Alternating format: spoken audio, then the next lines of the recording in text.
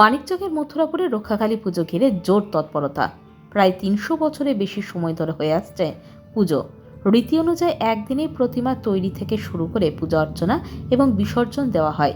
একেবারে কাঁচা মাটির প্রতিমায় মা পূজিতা হন। হাজার হাজার ভক্তদের ঢল নামে পুজোয়। শুধু মালদা জেলা নয়, পার্শ্ববর্তী জেলা এমনকি প্রতিবেশী রাজ্য বিহার ঝাড়খণ্ড থেকেও প্রচুর ভক্তরা হাজির হন। পুজোর নির্দিষ্ট রীতি মেনে রক্ষাকালীর পুজো করতে হয়। নিয়মের ব্যতিক্রম হলেই ঘটে বিপত্তি। অগ্রহায়ণ মাসের কৃষ্ণপক্ষের অমাবস্যা তিথিতে মঙ্গলবার হয় পুজো। পুজোর দিন সকালে সূর্য ওঠার পর শুরু হয় প্রতিমা তৈরির কাজ, যা সন্ধ্যের মধ্যে শেষ করতে হয়। সন্ধ্যায় কাহারদের মাথায় করে এবং ধোবাদের হ্যারিকেনের আলোয় মথুরাপুরের কাহারপাড়া মন্দিরে নিয়ে আসা হয় প্রতিমাকে। সন্ধ্যা থেকে পুজো শুরু হয় রক্ষাকালী এবং সূর্য ওঠার আগেই বিসর্জন সম্পন্ন করতে হয়। পুজো কমিটির সদস্য সন্তোষ মণ্ডল বলেন, বহুদিন আগে মথুরাপুরে ওলা ওঠার রোগ ব্যাপকভাবে থাবা বসায়। প্রচুর সংখ্যক মানুষের মৃত্যু হয়। সে সময় গ্রামে হাজির হন এক সাধু বাবা। তিনি বিপদ থেকে মুক্তি পেতে সাধু বাবাই রক্ষাকালীর পুজো দিতে বলেন গ্রামবাসীদের। সে সময় থেকে পুজো হয়ে আসছে রক্ষাকালী মাতার। প্রচণ্ড জাগ্রত দেবী হিসাবে মা এখানে পূজিত হয়ে আসছেন। হচ্ছে মথুরাপুর সর্বজনের শ্রী শ্রী রক্ষাকালী পূজা। এই পূজা একটা সুন্দর কমিটি আছে। এই সুন্দর কমিটির সিদ্ধান্তে প্রতি বছরের বাংলা মাসের অগ্রহায়ণ মাসে একটা তিথি ধরে, কৃষ্ণপক্ষ তিথি ধরে পুজোটা হয়। এই পূজার মহৎ হচ্ছে, বিগত প্রায় 350 বছর আগে আমাদের এলাকায় একটা মহামারী রোগ দেখা দিয়েছে। সেই মহামারী রোগে প্রচুর লোক মারা যায়। আমাদেরই গ্রামের প্রায় 6 পুরুষের আগের পুরুষকে এই মা সেই স্বপ্নাদেশে বলেছিল যে, দেখো আমি এটা দিয়ে রোজ আসা যাওয়া করি, কিন্তু আমার এখানে কোনো স্থান নাই। যদি আমাকে এই জায়গায় একটা স্থান বেঁধে দাও এবং আমাকে এই অগ্রহায়ণ মাসের একটা কৃষ্ণপক্ষের তিথিতে আমাকে যদি পূজা অর্চনা করো, তাহলে আমি তোমাদের এই রোগ থেকে মুক্তি করব। সেই দিন থেকে প্রায় 350 বছর আগে থেকে আজও এই পূজাটা আমরা আমাদের কমিটি করে আসছি। কি ধরনের রীতি রয়েছে পূজায়? এই পূজায় রীতি রয়েছে, মাকে সন্ধ্যাবেলায় তৈরি করা হয় এবং তাকে তৈরি করে রং দিয়ে তৈরি করার পর সন্ধ্যা 7টায় মাকে থানে বসানো হয়। সন্ধ্যা 7টা থেকে পূজা অর্চনা শুরু হয় এবং চণ্ডীপাঠ হয়, যজ্ঞ হয় এবং তার সাথে সাথে পূজার সাথে সাথে আমাদের মন্দিরের 2 পাশ দিয়ে একদিকে মহিলা একদিকে পুরুষের ভোগ সংকল্প করা হয় এবং প্রচুর ভক্ত মায়ের কাছে মানত দান করেন। এখানে প্রায় 1,500 পাঠা বলি হয়। কোন কোন জায়গা থেকে আসে ভক্তরা? এই আমাদের পশ্চিম বাংলা থেকে অনেক লোক, অন্যান্য ডিস্ট্রিক্ট থেকে আসে। পাশে আমাদের বিহার ঝাড়খণ্ড, সেখান থেকে প্রচুর লোক আসে।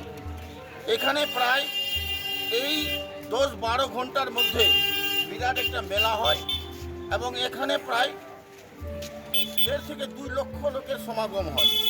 এত লোকের সমাগম, প্রশাসনিক ব্যবস্থা সহযোগিতা কেমন থাকে? এই সমাগমের আমরা প্রশাসনিক ব্যবস্থায় যখনই আমাদের কমিটি প্রশাসনের কাছে যান, ওনারা সর্বস্তর থেকে যতদূর ওনারা পারেন আমাদেরকে সাহায্য করেন। অবসরপ্রাপ্ত পুলিশ কর্মী জিতেন বসাক বলেন, বংশ পরম্পরায় আমার পরিবারই প্রতি বছর প্রতিমা তৈরি করে। বাবা মারা যাওয়ার পর থেকে সে দায়িত্ব আমি পেয়েছি। সূর্য ওঠার পর গঙ্গায় স্নান সেরে গঙ্গা পাড়ের মাটি নিয়ে এসে সারাদিন উপোস করে প্রতিমা বানাই। বর্তমানে তিনি কলকাতা নিবাসী, তবে পুজোর সময় ছুটে আসেন প্রতিমা বানাতে। এবছর রক্ষাকালী পুজোকে ঘিরে জোর তৎপরতা দেখা দিয়েছে। এদিন মন্দির চত্বরে দেখা যায় জোর কদমে চলছে প্যান্ডেলের কাজ।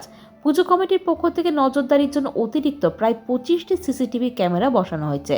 প্রচুর পরিমাণে পুলিশ ও সিভিক ভলেন্টিয়ার মোতায়েন থাকবে পুজোর দিন বলে জানা গেছে। প্রতিমা বানান? হ্যাঁ, প্রত্যেক বছরই ছুটি করে আসি। এখন তো রিটায়ারমেন্ট, আমি নিয়ে আসি, বাড়ি থেকেই নিয়ে যাই। কোথায় থাকা হয় আপনার? আমি এখন কলকাতায় থাকি। এখানে আসা হয় শুধু প্রতিমার জন্য? অন্যান্য তো প্রতিমা বানান না, শুধু না, আর এখন সব ছেড়ে দিয়েছে। এখন এইটাই করছি। কিভাবে সৃষ্টি হয়েছিল এই পূজা? এটা সৃষ্টি আগে কলেরা হতো, প্রচুর কলেরা হতো। তো মানুষ মরতে গেলে মরে মানে গঙ্গায় ফেলতে হবে, রাস্তায় ফেলে চলে আসতো। একটা সাধু মানে রাত্রিবেলা চিমটে হাতে আগুন নিয়ে পাড়া ঘুরতো, ঘুরে ঘুরে শুধু বলতো বড়া জুলুম হো গিয়া রে, বড়া জুলুম হো গিয়া রে। তো পাড়ার লোক ধরলো যে বাবা এটা কীরকম শান্তি হবে। তো সাধু বললো এইরকম পুজো করতে হবে, পুজো করে শান্তি পাবে। তো কোথায় করতো বললে বাইরে। তো বাইরে বটগাছ ছিল, ওইখানে একটা পেক মেরে দিল 12 বছরের জন্য। যেটা 12 বছরের জন্য এটা করলাম, এইভাবে পুজো করতে হবে। তখন থেকে পূজা শুরু। তখন থেকে পুজো শুরু। কারা বানাতো প্রথম প্রতিমা? প্রথম আমার বাবা, তারপরে আমি। সেভাবে বানিয়ে আসছে। সে বাবা যেভাবে বানিয়ে এসছে ওইভাবে আমি বানাই। আর এই প্রতিমা আমার বাড়ি থেকেই নিয়ে যায়। কি রীতি রয়েছে প্রতিমা বানানোতে? প্রতিমা বানানো হয় কিভাবে? সকাল থেকে বানানো কাজ শুরু? সকাল থেকে 10টা থেকে বানানো হয়। হ্যাঁ। 5টার একদিনে বানানো হয়? একদিনে তৈরি করি, 5টার মধ্যে কমপ্লিট করে দিতে হয়। সে তো কাঁচা থাকে প্রতিমা। কাঁচা, পুরো কাঁচা। সে কাঁচা অবস্থাতে পূজা কাঁচা হয়। অবস্থায় পূজা হয়। পুজো। কামিতে না খেয়ে, সকাল থেকে না খেয়ে নাপিত আসলো, আমাদের কামিয়ে দিল, চান টান করলাম, চান টান করে শুদ্ধভাবে তৈরি করছি। প্রতিবার এরকম ভাবেই হয়ে আসছে। প্রত্যেক বছরই এই। এখন পর্যন্ত প্রস্তুতি কিরকম প্রতিমার? এখন ভালো, এখনো ঠিক আছে। প্রতিমা এখন কতটা হয়েছে বানানো? কমপ্লিট, মোটামুটি কমপ্লিট হয়েছে, রংটা বাকি আছে। হয়ে যাবে। হ্যাঁ, হয়ে যাবে।